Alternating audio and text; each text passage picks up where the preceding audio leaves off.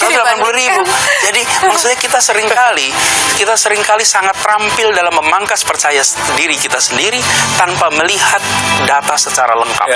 Kita bikin rata-rata, lalu kita katakan republik ini bermasalah, republik ini gagal. Sebentar, saya beri contoh. Selamat datang di podcast Perubahan. Kali ini kami sajikan konten yang berisikan tentang wawancara bersama Pak Anies Baswedan. Saat itu beliau sudah tidak menjadi Mendikbud dan beliau kembali ke habitat awalnya, yakni berjuang mencerdaskan anak bangsa. Tentunya teman-teman penasaran kan apa isi wawancara tersebut? Pastinya penuh dengan ilmu daging yang bisa kita tiru. Yuk simak selengkapnya. Bicara soal peran pemuda dan masa depan Indonesia, siang ini kami ajak Anda untuk berbincang dengan Anies Baswedan, tokoh yang identik dengan gerakan pemuda dan pendidikan. Setelah tidak lagi menjabat sebagai Menteri Pendidikan dan Kebudayaan, Anies Baswedan kembali ke habitatnya, ke lingkungan yang dekat dengan pendidikan dan juga gerakan sosial. Dan sebelum terjun ke politik, memang sosok Anies Baswedan lebih dikenal sebagai penggerak generasi muda. Selain gerakan turun tangan, aksi untuk membuat orang muda peduli dengan tanah airnya Indonesia mengajar, itu menjadi salah satu gerakan yang mengajak para pemuda untuk berhasil dalam karir, untuk memotivasi terutama anak-anak di daerah yang ada di Indonesia. Cukup, kita panggil saja Anies Baswedan bersama kita. Pak Anies, terima kasih. Selamat siang, selamat bergabung bersama kami. Dan Riko, silakan duduk Pak Anies. Terima kasih. Jadi sekarang setelah tidak lagi menjabat sebagai menteri, punya lebih banyak waktu untuk keluarga dong Pak? Atau gimana? Ya harusnya gitu. Harusnya gitu. Ya memang secara umum sih harus lebih banyak dengan keluarga. Pagi-pagi saya harus berangkat pagi-pagi sekali. Kemudian bisa nganter anak. Terus siang sore juga bisa ketemu dengan mereka saat mereka pulang sekolah. Tapi kegiatan masih tetap banyak. Kebetulan juga sebelum saya selesai ada banyak komitmen acara yang harus saya selesaikan. Jadi karena kalau bicara Pak Anies selalu bilang bahwa keluarga itu pilar utama pendidikan dan yang terutama, begitu ya Pak? Oh ya, keluarga itu pendidik pertama, terutama orang tua, apalagi ibu.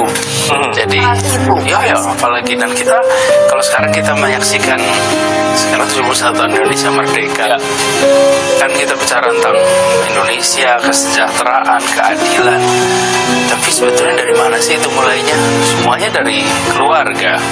Bahkan coba bayangkan kalau kita tengok 70 tahun yang lalu ya, misalnya 45, 46, 47 itu kan masa-masa kita mempertahankan kemerdekaan. Kita kan sering dengar cerita perjuangan revolusi fisik, banyak perang gerilya, banyak. Pernah nggak kita membayangkan anak-anak umur belasan tahun terus pamit sama orang tuanya? Ayah, ibu, saya mau berangkat, mau kemana? Mau ikut gerilya. Ke medan perang justru pada saat itu. Ibu, orang tua, nomor satu dia mendidik anaknya sehingga mau ikut dalam memperjuangkan. Yang kedua, mereka memiliki keikhlasan total tuh melepaskan anaknya berangkat. Coba kalau anak berangkat kan lain dengan anak berangkat sekolah. Ini berangkat ikut pertempuran itu mungkin pulang nama, exactly. Nah, jadi seringkali unsur pilar terpenting itu agak terlupakan. Padahal dari sanalah sebetulnya bibit-bibit ditumbuhkan kecintaan tanah air, dan dari situ pula pilar keindonesiaan itu ditopang.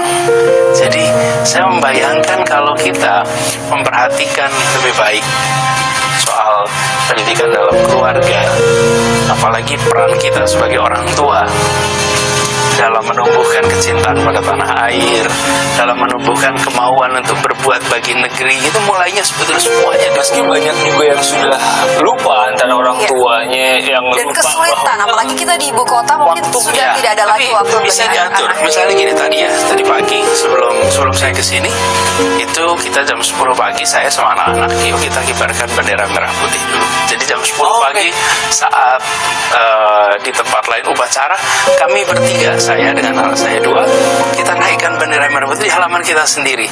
Biarkan itu jadi pengalaman dia, simple sekali. Tapi dia punya pengalaman pada masa kecil menaikkan bendera persis jam 10, tidak pakai upacara dengan inspektur, hanya kita bertiga. Sangat Sederhana. Bahkan tadi pagi saya terima SMS dari seorang teman dosen yang menceritakan anak saya bangun pagi, katanya begitu bangun pagi langsung mencari TV. Bunda nyalakan TV, kita nyalain YouTube yuk, dengerin Indonesia Raya, dan anaknya berdiri di depan televisi hormat menyanyikan Indonesia Raya. Coba.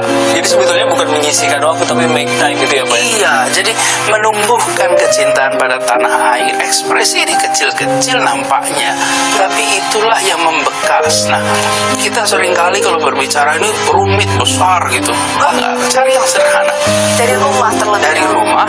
melihat. Dan kenapa anak itu bangun pagi langsung mau mencari YouTube-nya Indonesia Raya? Pasti sehari-hari di rumahnya ada pembicaraan soal tanggal 17 Agustus. Pak Anies kesulitan jadi orang tua kan kadang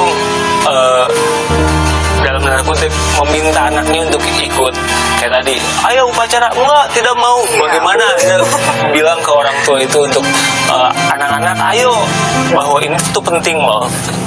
Jadi kalau mau melakukan itu jangan kerjakan hari ini, tapi kerjakan beberapa hari sebelumnya. Jadi anak-anak seperti yang kalau kami kerjakan ya, kami sama-sama naik kendaraan, beli bendera yuk. Oke. Beli bendera, jadi anak-anak terlibat dalam proses beli bendera, terus baiknya dipasang di mana ya. Dan mereka terlibat, jadi mereka mengerjakan ini sebagai bagian dari kegiatan. Nanti tunggu ya, kita kibarkan yang tingginya tanggal 17 ya. Terus nunggu tanggal 17. Jadi ada proses satu yang dilibatkan pada akhirnya. ya, tapi kalau kita udah siapin semua, terus tanggal 17 jam 9 pagi, yuk kibarin apa? Gak ada konteks, gak ada penyiapan, gak ada, kalau bahasa kita gak ada conditioning gitu.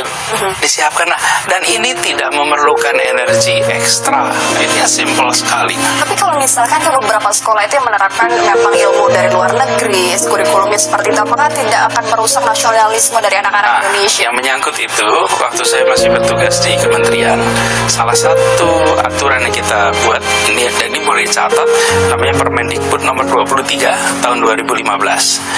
Aturan itu mengharuskan di setiap sekolah manapun, kecuali sekolah diplomat, termasuk sekolah internasional, Baik yang swasta pagi, maupun negeri. semuanya, semua sekolah di Republik Indonesia harus menyelenggarakan upacara bendera tiap Senin, termasuk sekolah internasional, wajib.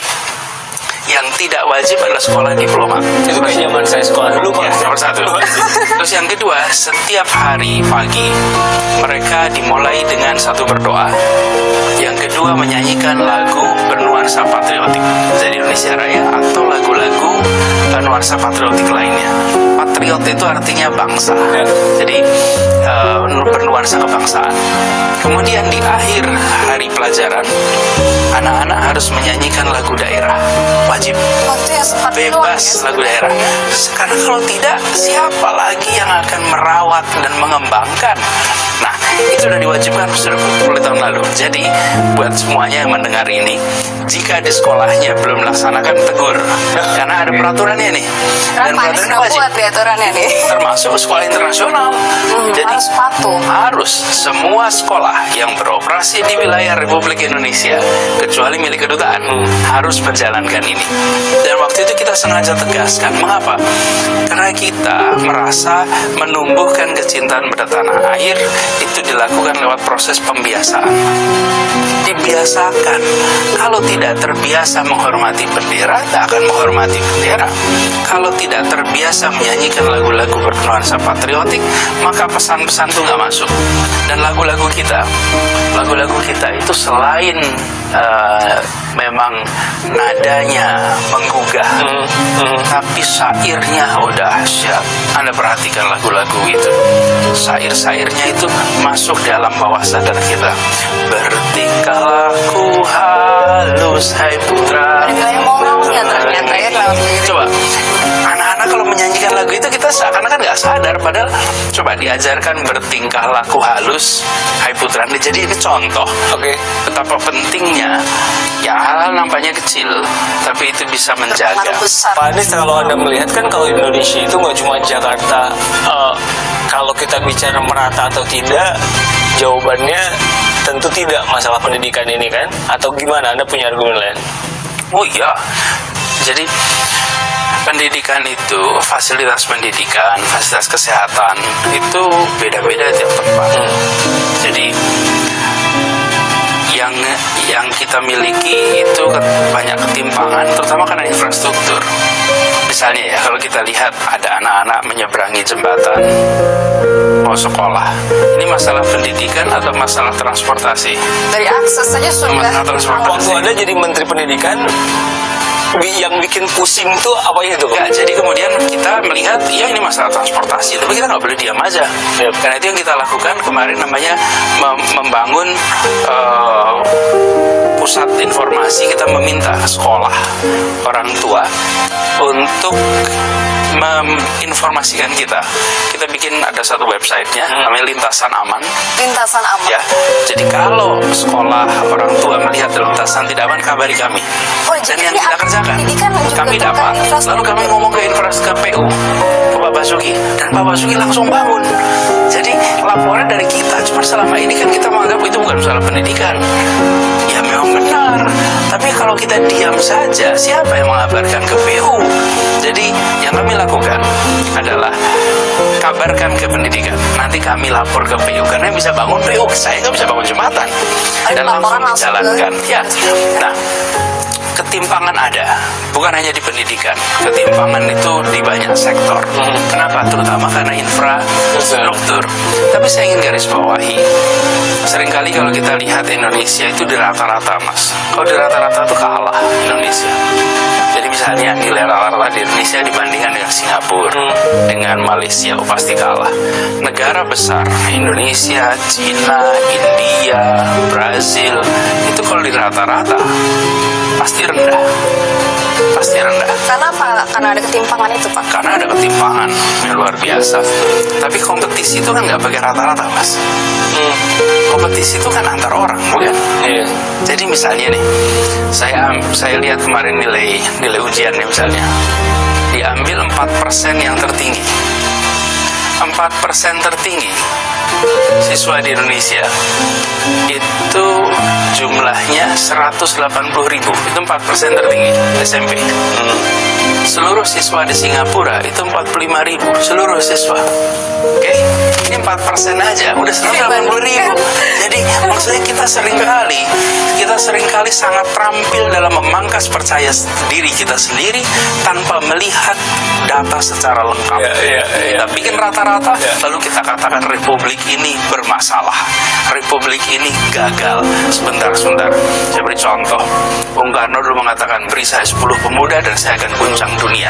Coba lihat statistiknya, 9 dari 10 pemuda itu buta huruf. Bagaimana mungkin bisa mengguncang dunia dengan 9 pemuda buta huruf? Tapi yang dikirimkan pesan positif.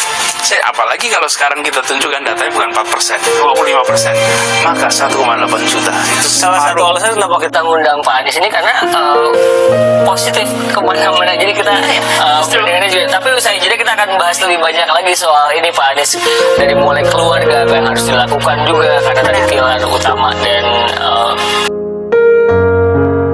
Terima kasih ya Rob. Engkau telah mentakdirkan kami melihat betapa luar biasanya ciptaanmu yang bernama Anies Baswedan ini.